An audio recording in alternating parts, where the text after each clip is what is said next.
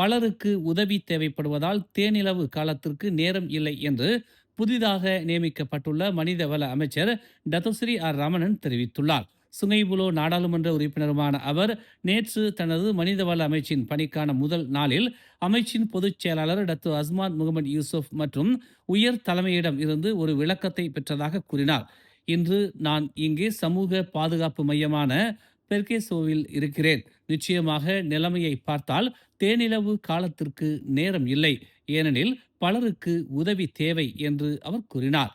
உதாரணமாக சிங்கப்பூரில் வேலை செய்வதற்கும் மலேசியாவுக்கு திரும்புவதற்கும் ஒவ்வொரு நாளும் சுமார் 4 லட்சம் மலேசியர்கள் எல்லையை கடக்கின்றனர். விபத்து போன்ற ஏதாவது நடந்தால் அவர்கள் பாதுகாக்கப்படுவதை உறுதி செய்வதற்கான வழி இருக்க வேண்டும் என்று அவர் இன்று பெர்கேசோ தலைமையகத்திற்கு சென்ற பிறகு ஒரு செய்தியாளர் கூட்டத்தில் இதனை தெரிவித்தார். மாற்றி அமைக்கப்பட்ட அமைச்சரவையில் புதிதாக நியமிக்கப்பட்ட உறுப்பினர்கள் களமிறங்குவார்கள் என்று எதிர்பார்க்கப்படுகிறது. ஏனெனில் தேனிலவுக்கு காலம் இருக்காது என்று பிரதமர் டதோஸ்ரீ அன்வார் இப்ராஹிம் தெரிவித்தார். புதிய மத்திய அமைச்சர்கள் மற்றும் துணை அமைச்சர்கள் பதவியேற்றதை தொடர்ந்து முதல் அமைச்சரவை கூட்டத்தின் போது பிரதமர் இதை தெளிவுபடுத்தியதாக தகவல் தொடர்பு துறை அமைச்சர் டத்தோ ஃபாமி ஃபாஜில் தெரிவித்தார். எனவே பிரதமர் சொன்னது உண்மைதான், தேனிலவுக்கு நேரம் இல்லை, உடனடியாக புதிதாக நியமிக்கப்பட்ட அமைச்சர்கள் மற்றும் துணை அமைச்சர்கள் என எல்லோரும் எங்கள் வேலையை கவனிக்கப் போகிறோம் என்று அவர் தெரிவித்தார். புதிதாக நியமிக்கப்பட்ட பல அமைச்சர்கள் மற்றும் துணை அமைச்சர்கள் பதவியேற்ற பிறகு வீட்டிற்கு சென்று உடைகளை மாற்ற விரும்பலாம் என்றாலும் பிரதமர் நேராக அலுவலகத்துக்கு சென்றார் என்று அவர் கூறினார். எனவே தாமும் அதைத்தான் செய்ய விரும்புவதாகவும் அடுத்த சில நாட்களில் அமைச்சகத்தையும் அதன் கீழ் உள்ள நிறுவனங்களையும் அறிந்து வைத்துக் கொள்வேன் என்றும் ரமணன் கூறினார். கிறிஸ்துமஸ் கொண்டாட்டங்களுடன் இணைந்து டோல் கட்டணத்தில் 50 விழுக்காடு தள்ளுபடி வழங்க அரசாங்கம் முடிவு செய்துள்ளது. இந்த கட்டண குறைப்பு டிசம்பர் 23 மற்றும் டிசம்பர் 24 ஆகிய தேதிகளில் அமலுக்கு வரும் என்று பொதுப்பணித்துறை அமைச்சர் அலெக்சாண்டர் நந்தா லிங்கி தெரிவித்துள்ளார். இந்த முயற்சியால் நெடுஞ்சாலை சலுகை பெறுபவர்களுக்கு சுமார் 20.65 மில்லியன் இழப்பீடு கிடைக்கும். இந்த தள்ளுபடி வகுப்பு 1 தனியார் வாகனங்களுக்கு மட்டுமே பொருந்தும். மேலும் நாட்டின் எல்லைகளில் உள்ள டோல் கட்டணங்களுக்கு பொருந்தாது. பினாங்கு பாலத்தின் சுங்கச்சாவடிகளை கடக்கும் வகுப்பு 2 வாகனங்களுக்கும் இது பொருந்தும் என்று தெரிவிக்கப்பட்டுள்ளது. இந்த 50 விழுக்காடு தள்ளுபடி மலேசியர்கள் கிறிஸ்துமஸ் அல்லது பள்ளி விடுமுறை காலத்தில் தங்கள் குடும்பங்களுடன் விடுமுறைக்காக தங்கள் சொந்த ஊர்களுக்கு திரும்பும் போது அவர்களின் செலவுகளின் சுமையை ஓரளவு குறைக்கும் என்று அரசு நம்புவதாக அவர் கூறினார். ஸ்லாங்கூர் மாநில சாலை போக்குவரத்து துறை அமலாக்க அதிகாரிகள் நடவடிக்கைகளின் போது தெளிவுத்தன்மை, பொறுப்புணர்வு மற்றும் நேர்மையை மேம்படுத்தும் நோக்கில் கடந்த திங்கட்கிழமை முதல் உடலில் அணியக்கூடிய கேமராக்களான BWC கேமராக்களை பயன்படுத்த தொடங்கியுள்ளனர்.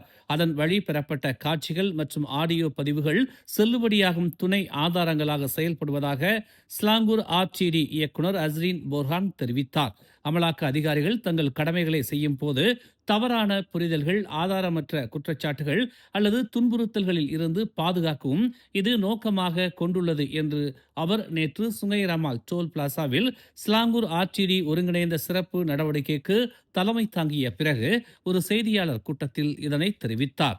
அமலாக்க நடவடிக்கைகள் முற்றிலும் தண்டிக்க மட்டுமல்ல, வணிக வாகனங்களின் உரிமையாளர்கள் மற்றும் இயக்குபவர்கள் தொழில்நுட்ப விவரக்குறிப்புகள், சுமை வரம்புகள் மற்றும் சாலை பாதுகாப்பு தர நிலைகளுக்கு இணங்குகிறார்கள் என்பதை கற்பிப்பதற்கும் உறுதி செய்வதற்கும் ஆகும் என்று அவர் தெரிவித்தார். விதிமுறைகளை மீறும் எந்த ஒரு தரப்பினருக்கும் எதிராக சமரசம் இல்லாமல் உறுதியான நடவடிக்கை தொடர்ந்து எடுக்கப்படும் என்று அவர் மேலும் தெரிவித்தார். பிரதமர் டதோஸ்ரீ அன்வார் இப்ராஹிம் புதிய அமைச்சரவை உறுப்பினர்களுக்கு அவசர முடிவுகளை தவிர்க்குமாறு கடுமையான நினைவூட்டலை வெளியிட்டுள்ளார். அமைச்சர்கள் தங்கள் அமைச்சகத்தின் மேலாண்மை மற்றும் கொள்கைகளின் அனைத்து அம்சங்களையும் விரிவாக பகுப்பாய்வு செய்து புரிந்து கொள்ள நேரம் செலவிட வேண்டும் என்று அவர் அறிவுறுத்தினார். அமைச்சரவை கூட்டத்திற்கு பிறகு பிரதமரின் செய்தியை தகவல் தொடர்புத்துறை அமைச்சர் டத்தோ ஃபாமி ஃபாஜில் தெரிவித்தார். அதிகாரிகள் மற்றும் அரசு ஊழியர்கள் முதலில் பல கருத்துக்களை முன்வைக்க நேரம் கொடுங்கள் என்று ஃபாமி தெரிவித்தார். புதிய அமைச்சர்கள் முடிவுகளை அடைய குறிப்பிட்ட காலக்கெடு எதுவும் நிர்ணயிக்கப்படவில்லை என்றும் நிர்வாக அமைப்புகளுக்கு ஏற்ப அவர்கள் மாறுவதற்கு இடமளிக்கிறது என்றும் அவர் கூறினார். பிரதமர் துறையில் ஹன்னா இயோவை அமைச்சராக நியமித்தது குறித்து இது எந்த நிர்வாக சிக்கல்களையும் எழுப்பவில்லை என்றும் அவர் தெரிவித்தார்.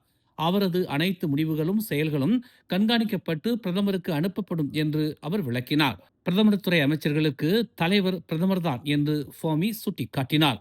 அத்தகைய அமைச்சர்கள் பொதுவாக அமைச்சரவைக்கு பிந்தைய கூட்டத்தில் கலந்து கொள்வார்கள் என்றும் அவர்களின் பணிகள் பிரதமரால் மேற்பார்வையிடப்படும் என்றும் அவர் குறிப்பிட்டார். மூவார் தமான் பாகோஜயாவில் உள்ள தனது வீட்டில் நேற்று இரவு ஏற்பட்ட சமையல் எரிவாயு கொள்கலன் வெடிப்பில் பலத்த தீ காயங்களுக்கு ஆளான ஒருவர் மூவாரில் உள்ள சுல்தானா பாத்திமா சிறப்பு மருத்துவமனையின் தீவிர சிகிச்சை பிரிவில் ஆபத்தான நிலையில் உள்ளார். உடலில் சுமார் 60 விழுக்காடு தீ காயங்களுக்கு ஆளான பாதிக்கப்பட்டவர் தற்போது மயக்கமடைந்திருப்பதாக மூவார் காவல்துறை தலைவர் உதவி ஆணையர் ரைஸ் முக்லிஸ் அஸ்மான் அசீஸ் தெரிவித்தார். 51 வயதான ஃபவுசிசாம் தர்வீஸ் என அடையாளம் காணப்பட்ட பாதிக்கப்பட்டவருக்கு காயங்களின் அளவு காரணமாக நெருக்கமான மருத்துவ கவனிப்பு தேவை என்று அவர் கூறினார். தமான் பாகோஜயாவில் உள்ள ஒரு வீட்டில் எரிவாயு வெடிப்பு ஏற்பட்டதாக இரவு 8 மணி அளவில் போலீசாருக்கு தகவல் கிடைத்ததாக அவர் கூறினார். நேற்று இரவு சம்பவம் நிகழ்ந்த நேரத்தில் பாதிக்கப்பட்டவர் வீட்டில் தனியாக இருந்ததாகவும் அவரது மனைவி பாகோவின் தமான் பாகோஜயாவில் பொருட்களை வாங்க வெளியே சென்றிருந்ததாகவும் அவர் மேலும் கூறினார். கடந்த அக்டோபர் மாதம் பண்டார் உத்தாமா இடைநிலை பள்ளியில் 16 வயது மாணவியை கொலை செய்ததாக குற்றம் சாட்டப்பட்ட 11 வயது சிறுவன் குறித்த மனநல அறிக்கையை சமர்ப்பிக்க ஜனவரி 16ஆம் தேதியை மஜிஸ்ட்ரேட் நீதிமன்றம் நிர்ணயித்துள்ளது. சிறுவனின் குடும்ப உறுப்பினர்களுடன் நேர்காணல்கள் மற்றும் வீட்டிலும் பள்ளியிலும் அவரது நடத்தை வரலாற்றை மதிப்பாய்வு செய்தல் உள்ளிட்ட முழு மதிப்பீட்டிற்கு கூடுதல் நேரம் தேவை என்று மருத்துவமனையில் உள்ள மருத்துவ அதிகாரிகள் சுட்டிக்காட்டியதன் அடிப்படையில் நீதிமன்றம் கிட்டத்தட்ட 1 மாத கால நீட்டிப்பை வழங்கியுள்ளது. மேலும் அடுத்த நடவடிக்கைக்குள் அறிக்கை முடிக்கப்படும் என்று எதிர்பார்க்கப்படுகிறது.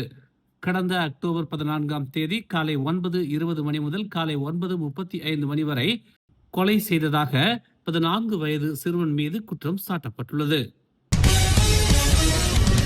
தேசிய வகை ஈபோர் தமிழ் பள்ளி நேர்த்தி நிறைநாள் விழா 2025 நேற்று அப்பள்ளியில் புதிதாக எழுப்பப்பட்டுள்ள சுடரொளி மண்டபத்தில் வெகு சிறப்பாக நடைபெற்றது.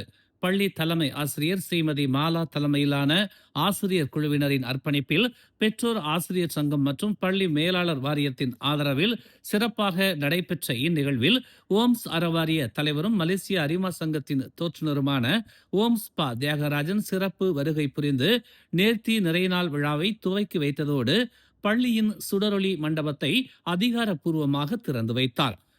பள்ளி மாணவ செல்வங்களின் கலை படைப்புகள் காலத்தால் அழியாத பழைய பாடல்களின் வழி அனைவரையும் கவர்ந்தது. நிகழ்வில் பேசிய ஓம்ஸ் பா தியாகராஜன் ஆரம்ப பள்ளியில் தமிழ் படித்தால் மட்டும் போதும் என்று நினைக்கக்கூடாது என்று வலியுறுத்தினார். இது வெறும் ஆரம்பம்தான். ஆனால் இடைநிலை பள்ளிகளில் கட்டாயம் தமிழை நம் பிள்ளைகள் ஒரு பாடமாக தேர்வு செய்ய பெற்றோர்கள் ஊக்குவிக்க வேண்டும் என்று அவர் கேட்டுக்கொண்டார். அவரவர் தங்கள் தாய்மொழியில் சிறந்து விளங்கும் போது நாம் மட்டும் நம் தாய்மொழி தெரியாத ஒரு தலைமுறையை உருவாக்கிவிடக் கூடாது என்று அவர் கூறினார். அது மொழிக்கு மட்டுமல்ல, நம் பிள்ளைகளுக்கும் நம் சமுதாயத்திற்கும் நாம் செய்யும் மிகப்பெரிய துரோகம் என்று அவர் எடுத்துரைத்தார். எனவே தமிழ் மொழி தொடர்ந்து நம் பிள்ளைகளோடு பயணிக்க வேண்டும். இடைநிலை பள்ளிகளில் அதிகமான மாணவர்கள் தமிழை விருப்ப பாடமாக எடுத்தால்தான் பள்ளிகளில் தமிழ் பாடமும் இருக்கும், தமிழ் ஆசிரியர்களும் இருப்பார்கள். நாம் கண்டுகொள்ளாமல் மொழி மீது அக்கறை இல்லாமல் விட்டுவிட்டால் நம் பள்ளிகளில் இருந்து நம் மொழி மட்டுமல்ல ஆசிரியர்களும் காணாமல் போய்விடுவார்கள். இதனை கருத்தில் கொண்டு இடைநிலை பள்ளிகளில் தமிழை நம் பிள்ளைகள் ஒரு பாடமாக எடுக்க பெற்றோர்களை வலியுறுத்துகிறேன் என்று அவர் கூறினார்.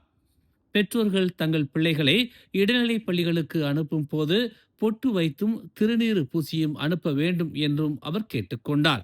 நமது பண்பாட்டு பழக்கங்களும் சமய ஒழுக்கமும் எப்போதும் பிள்ளைகளிடத்தில் தொடர்ந்தால் அவர்கள் எல்லா காலத்திலும் சிறந்தவர்களாக, வீட்டுக்கும் நாட்டுக்கும் உகந்தவர்களாக விளங்குவார்கள் என்று ஓம்ஸ் பா தியாகராஜன் கூறினார். மேலும் செய்திகளை தெரிந்து கொள்ள தமிழ் மலர் இணையதளம், தமிழ் மலர் செயலி மற்றும் மலர் டிவி யூடியூப் சேனலை வலம் வாருங்கள். எங்களோடு இணைந்திருக்க மலர் டிவியை பதிவு செய்து கொள்ளுங்கள். உறவுகள் மகிழ்ந்திட விருப்பம் மற்றும் பகிர்வு சேவையை சொடுக்கிடுங்கள்.